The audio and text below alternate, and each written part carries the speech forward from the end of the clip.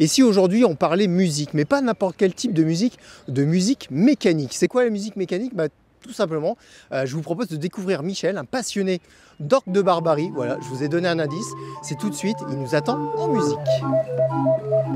Ta femme trois-mâts fin comme un oiseau, Iseo, Santiano, 18 400 tonneaux, je suis fier d'être matelot. Merci pour cet accueil en musique, Michel, avec un de vos orgues de barbarie. J'ai l'impression que c'est un petit peu votre passion. Absolument, ça c'est un engin que j'aime bien, hein, un orgue de barbarie pneumatique, hein, qui fait partie de ma collection des orgues. Alors, pneumatique, on parle de musique mécanique. Ça fonctionne comment un orgue de barbarie? On connaît, voilà, on voit les cartons, on voit la manivelle, mais il y a plus de choses que ça quand même. Absolument. Donc, sur un orgue comme celui-ci, là, c'est un orgue pneumatique. Nous avons donc un soufflet qui est ici, une réserve d'air et une boîte à soupape. Quand on tourne la manivelle, le soufflet fonctionne, fait... Il remplit la réserve d'air. Remplit la réserve et les soupapes ici que l'on voit fonctionner. Hein, quand ça tourne, on les voit monter et descendre. Et la magie opère. Et la magie opère.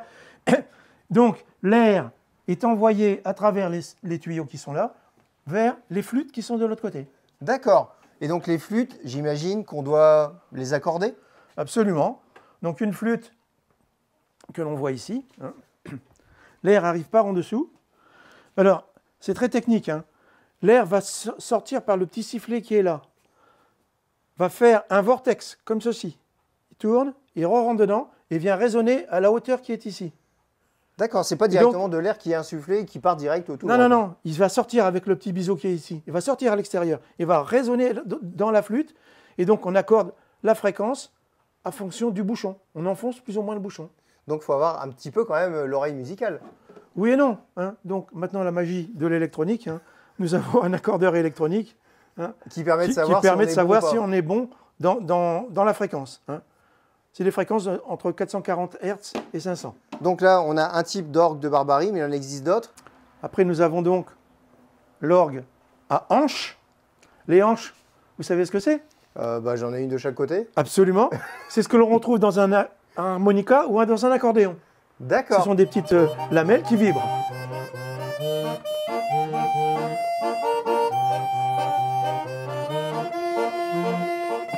Alors c'est une belle collection, Michel. Et puis la balade des gens heureux, ça résume un peu votre philosophie quand vous vous promenez avec votre orgue et que vous jouez pour les autres?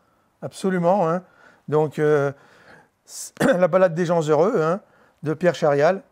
Donc c'est un carton avec les trous qui va fonctionner sur les orgues de barbarie. Et là, on a toute la collection de mon orgue de barbarie. Je veux dire de mes orgues de barbarie, parce que les cartons vont sur deux. Oui, parce que c'est important de préciser qu'il faut qu'ils soient compatibles, entre guillemets. Absolument. Donc là, on a des cartons 27-29 touches. 27-29 touches, c'est 27-29 trous, hein, qui sont dedans, qui sont 27-29 notes, qui vont aussi bien sur l'orgue pneumatique à flûte que l'orgue à hanche. D'accord. Hein, ils sont compatibles pour les deux.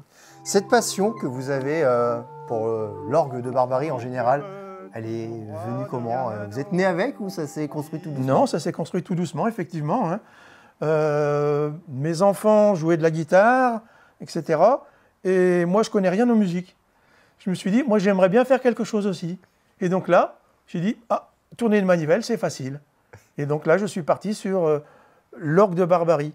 J'en ai parlé aux enfants, etc. Puis ça allait rester dans un coin de leur tête. Et pour mes 55 ans, ils m'ont offert un stage chez un facteur d'orgue. Et là, donc, le stage s'est passé à Mudaison, dans le Midi, chez Michel Fischer. Et on a appris à faire une flûte, à savoir comment fonctionnait un orgue pneumatique. Et j'en suis ressorti au bout de 8-10 jours avec le plan de l'orgue de barbarie. Et j'ai mis 2 ans pour le faire après. Et après, ça a été détourné, parce que voilà, vous faites des représentations, vous allez dans des conventions, vous vous retrouvez entre fans, c'est ça? Mon premier festival, c'était Auger, En 2008. Et vous avez gardé le souvenir? Et j'ai gardé le souvenir du DG de 2008, là où on a un festival de musique mécanique. Alors je te donne, Jean-Jacques Goldman, on écrit sur les murs. Ok, j'ai bien compris que c'était encore de la musique, mais ils sont passés où les cartons, Michel? Eh ben, les cartons, effectivement, ils ont été transcrits dans la petite puce qui est là. D'accord, parce qu'on dirait une carte téléphonique. Hein. Oui, une carte de crédit. Aussi. Absolument. Donc c'est quoi? C'est l'orgue de Barbarie 2.0? C'est ça, c'est l'orgue de Barbarie que l'on trouve ici. C'est un orgue électronique hein, qu'on appelle une serinette. D'accord. Qui fonctionne avec ces cartes à puce. Et c'est une fabrication maison aussi? Absolument, c'est une fabrication que j'ai assemblée. Donc, je n'ai pas inventé moi-même. Hein. C'est un de nos adhérents au niveau de retour de manivelle qui a fait les plans. Et là, vous avez ici tous les ingrédients qui rentrent dans cet orgue électronique qui est là. Donc, c'est-à-dire que la carte, on récupère une carte vierge. Absolument. On récupère des fichiers préalablement passés dans l'ordinateur. Des fichiers MIDI. Elle se met là-dedans. Elle se met là-dedans. Et puis, la magie opère une fois de voilà. plus. Et là, c'est l'ordinateur qui est au bout, qui retranscrit sur la petite puce. Pour que ça fonctionne, il faut qu'on tourne la manivelle, parce qu'on a un disque optique qui fait fonctionner la lecture des puces électroniques qui sont là. D'accord. Hein. Donc, quelque part, c'est une version numérique de l'orgue traditionnel où l'action humaine est toujours nécessaire. Absolument. Alors, tout ça est très passionnant, Michel. Vous m'en parlez, mais moi, j'ai envie de terminer en musique avec Marie. Eh ben oui, on y va. Santillano, 18 400 tonneaux, je suis fier d'y être matelot.